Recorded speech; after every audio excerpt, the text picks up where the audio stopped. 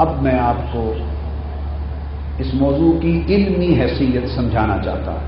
سب سے پہلے جو نقطہ میں واضح کروں گا، سب سے پہلے ایک بات ذہن نشین کر لیں کہ بعض ذہنوں کو ایک مغالطہ ہے،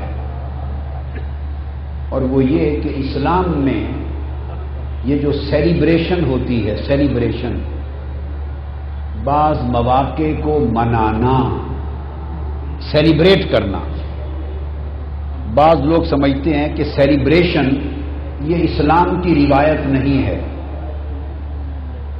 یہ علاقائی، جغرافیائی یا پاکستان اور ہندوستان کی ثقافتی روایت ہے۔ سیلیبریشن کا تعلق اسلام سے نہیں۔ پہلے اس نقطے سے شروع کرتے ہیں۔ یہ بات ذہن نشین کر لیں کہ سیلیبریٹ کرنا،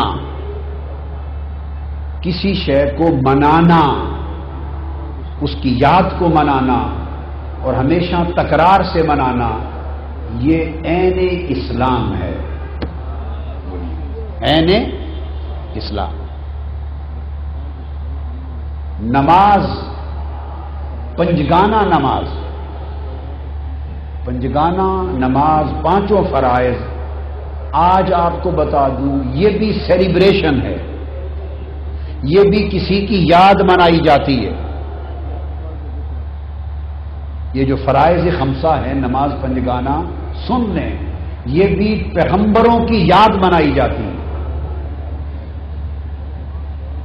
کتب احادیث میں اور کتب سیر میں آیا ہے، امام جلال الدین سیوطی نے الخصائص الکبریٰ میں روایت کی، اور امام طحاوی نے شرح معانی الآثار میں روایت کیا، اور دیگر بہت ساری کتب میں، حدیث کی کتابوں میں اور سیرت کی کتابوں میں ہے کہ نماز فجر یہ حضرت آدم علیہ السلام کی یاد منائی جاتی ہے،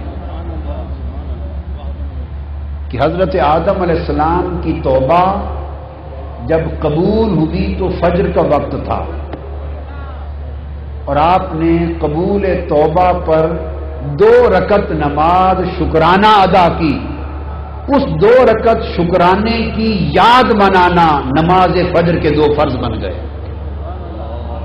تو نماز فجر سیلیبریشن ہے حضرت آدم کی قبول توبہ کی۔ نماز ظہر سیدنا ابراہیم علیہ السلام کی سیلیبریشن ہے۔ کتب حدیث میں آتا ہے کہ حضرت اسحاق علیہ السلام، ان کی دعا کے نتیجے میں انہیں جب عطا ہوئے، ولادت ہوئی، تو ظہر کا وقت تھا۔ آپ نے ان کی ولادت پر شکرانے کی 4 رکعتیں نفل پڑھی۔ وہ 4 رکعتیں حضرت ابراہیم کا شکرانہ امت محمدی کے لیے نماز ظہر بن گئی۔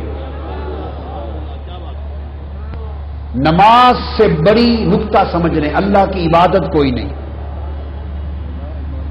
بین العبد و بین الکفر ترک الصلاۃ، مومن اور کافر کے درمیان فرق نماز ہے۔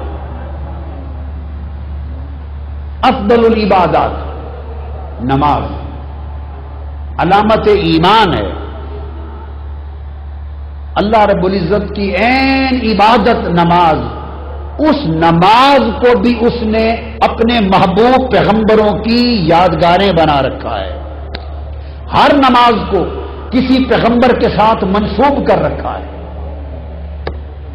تو ظہر حضرت اسحاق کے میلاد کی یادگار ہے، حضرت اسحاق کی ولادت کی شکرانے کی یادگار۔ پھر نماز عصر، حضرت عزیر علیہ السلام 100 سال کی وفات کے بعد دوبارہ زندہ کیے گئے، جس کو قرآن نے کہا کم لبست، قال لبست یوما او بعد یوم۔ 100 سال کے بعد اٹھے، جب انہوں نے دیکھا کہ میں 100 سال کے بعد زندہ ہوا ہوں، تو اللہ کے حضور شکرانے کے 4 نفل پڑھے، تو شکرانے کے 4 نفل حضرت عزیر کے امت محمدی کی نماز عصر بن گئی۔ سمجھ آئی ہے بات کی؟ پھر حضرت یعقوب علیہ السلام اور بعض روایتوں میں حضرت ایوب علیہ السلام طویل زمانے کی علالت اور بیماری کے بعد کمزور ہو گئے تھے. انہوں نے 4 رکعت شکرانے کے نفل پڑھے صحت یابی کے. مغرب کا وقت تھا. جب 4 رکعت نفل شروع کیے 3 رکعتیں پڑھی تھی، چوتھی پر اٹھنے کی کوشش کی، اٹھ نہ سکے، کمزور ہو گئے تھے، علالت تھی. بیٹھ گئے 3 رکعتوں پر. خدا نے کہا کہ 3 رکعتیں امت محمدی کی نماز مغرب بنا دو. پھر حضرت یونس علیہ السلام مچھلی کے پیٹ میں رہے. 40 دن کے بعد مچھلی کے پیٹ سے نکلے، 4 رکعت شکرانے کے پڑھے، امت مصطفیٰ کے لیے نماز عشاء بنا دی.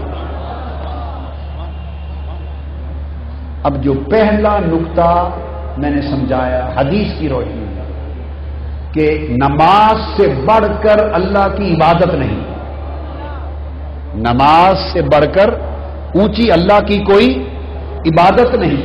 تو جو سب سے عرفہ عبادت ہے نماز، جو معراج المؤمنین ہے، جو معراج المؤمنین ہے، اس نے اس نماز کو بھی مجرد یعنی اپنے نبی کی نسبت کے بغیر نماز بھی قبول نہیں کی. 5 نمازوں کو کسی نہ کسی نبی کے ساتھ جوڑ رکھا ہے، پیوستہ کر رکھا ہے. نماز نبی کے ساتھ جڑی تو مصطفیٰ کی امت کا فرض بن گئی. یہ اس کی عبادت ہے. تو یہ نماز پنجگانہ کیا ہے؟ نبیوں کی شکرانوں کی سیلیبریشن، انبیاء کے شکرانوں کی سیلیبریشن ہم سیلیبریٹ کرتے ہیں. ہر روز 5 مرتبہ سیلیبریٹ کرتے ہیں. کن کو؟ نبیوں کو. اور وہ سیلیبریشن ہماری نماز پنجگانہ بن گئی.